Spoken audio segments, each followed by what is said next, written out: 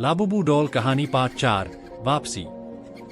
मीरा और करण को लगा कि उन्होंने डॉल को पाताल अग्नि में नष्ट कर दिया है, पर राख से दिखी वो मुस्कान उनके दिल में डर छोड़ गई। कुछ हफ्तों बाद शहर में अजीब घटनाएं शुरू हुईं। भूतों के किस्से पसंद हैं? राम कुमार चैनल को अभी सब्सक्राइब करें। नई और डरावनी कहानियों के लिए घंटी दबाना न भूलें। राम कुमार, जहां डर का नया पता है। धन्यवाद।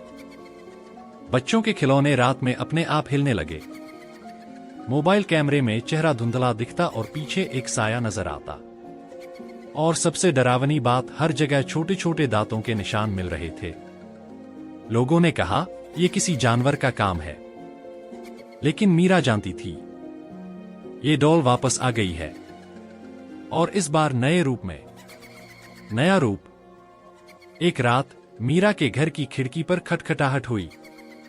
उसने बाहर देखा, वहां कोई बच्चा खड़ा था, लेकिन जब उसने ध्यान से देखा तो बच्चे के हाथ में वही लाबुबू डॉल थी। बस अब वो आधी जली हुई और भयानक दिख रही थी। बच्चे ने डरावनी आवाज में कहा, आग मुझे नहीं मिटा सकती, अब मैं हर बच्चे में जिंदा रहूंगी। अगले ही दिन से शहर के कई बच्चे अजीब व्यवहार करने लगे, कभी बिना वजह हंसना, कभी खून से अजीब चित्र बनाना, और कभी रात को आंखें लाल हो जाना। आतंक फैलता है। अब लाबुबू डॉल सिर्फ एक खिलौना नहीं रही थी, वो हर बच्चे में अपनी आत्मा का टुकड़ा बांट रही थी। जहां भी बच्चे हंसते, वहां लोगों को मौत मिलती। करण ने कहा, यह अब सिर्फ एक गुड़िया नहीं, ये महामारी बन चुकी है। अगला कदम।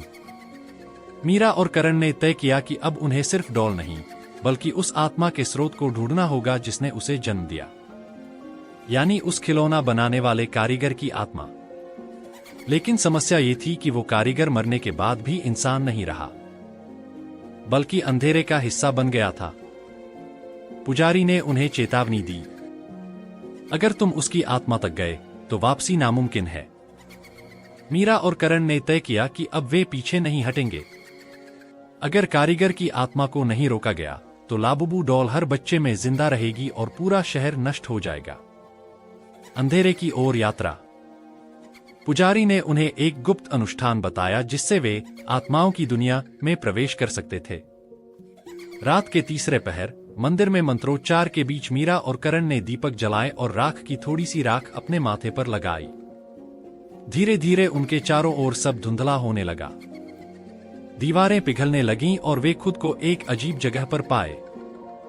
चारों ओर काले पेड़, जमीन पर खून जैसा पानी और आकाश में लाल चांद। कारीगर की झलक। अचानक उन्होंने एक टूटा हुआ घर देखा। अंदर एक बूढ़ा आदमी बैठा था, वही कारीगर। उसकी आंखें गहरी काली थीं और हाथ में अधूरी गुड़िया पकड़े हुए था। उसने धीमी आवाज में कहा, तुम सोचते हो मेरी बेटी को मुझसे छीन लोगे? मैंने उसे हर गुड़िया में बांट दिया है, अब वो अमर है। मीरा ने चिल्लाकर कहा, तुम्हारे कारण न जाने कितने लोग मारे गए। ये बेटी का प्यार नहीं, ये श्राप है। कारीगर हंसने लगा। उसकी हंसी से पूरा अंधेरा गूंज उठा और अचानक उसके पीछे सैकड़ों लाबुबू डॉल्स प्रकट हो गई। संघर्ष। डॉल्स ने मीरा और करण को घेर लिया। उनकी हंसी इतनी भयानक थी कि कान से खून बहने लगा। करण ने मंत्र पढ़ना शुरू किया, लेकिन डॉल्स उस पर टूट पड़ी। मीरा ने अपनी आखिरी हिम्मत जुटाकर पुजारी का दिया हुआ ताबीज कारीगर की ओर फेंका। ताबीज उसके सीने पर लगा और अचानक उसके शरीर से आग की लपटें निकलने लगीं। कारीगर चीख उठा, नहीं, मेरी बेटी, मेरी गुड़िया। उसकी चीख के साथ सारे डॉल्स मिट्टी में बदलने लगे। लेकिन जैसे ही मीरा और करण ने राहत की सांस ली, उन्होंने देखा कि आग में जलते हुए कारीगर की मुस्कान और चौड़ी हो गई थी। उसने आखिरी बार कहा, जब तक दुनिया में बच्चे हैं, मेरी बेटी जिंदा रहेगी।